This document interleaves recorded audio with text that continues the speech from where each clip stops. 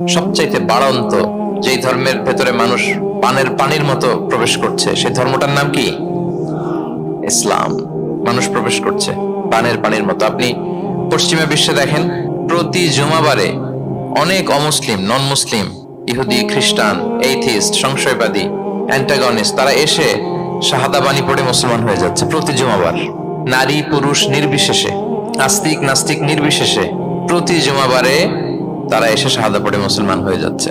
এটা তো মসজিদের খবর।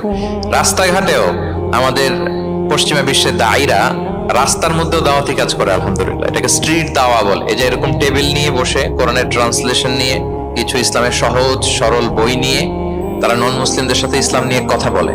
আর ওরা খুব ফ্রেন্ডলি মানুষের সাথে মেশে কথা বলে, ফলে ইজিলি তাদেরকে অ্যাপ্রোচ করা যায়। তো তাদেরকে অনেকে জিজ্ঞেস করে যে তোমার ধর্ম কি, তোমার বাবার ধর্ম কি, what do you think about life after death, মৃত্যুর পরের জীবন নিয়ে তোমার ভাবনা কি, তোমার দাদা কোথায় গেল, তোমার বাবা কোথায়, তো চলে গেছে, তুমিও কোথায় যাবা। এইভাবে যখন জিজ্ঞেস করে নন মুসলিমদেরকে, তাদেরকে যখন ভাবায়, ভাবাতে ভাবাতে ভাবাতে ভাবাতে ইসলামের বাণীগুলো যখন তাদের সামনে পেশ করে, তারা যখন কনভিন্সড হয়, অনেক খ্রিস্টিয়ান, অনেক জুইশ, অনেক নন মুসলিম ওই রাস্তার ওই দাওয়া কাজের মধ্যে, স্ট্রিট দাওয়াতে ওইখানেই ঘোষণা দেয় আশহাদু আল্লা ইলাহা ইল্লাল্লাহ ওয়া আশহাদু আন্না মুহাম্মাদান আবদুহু ওয়া রাসূলুহু।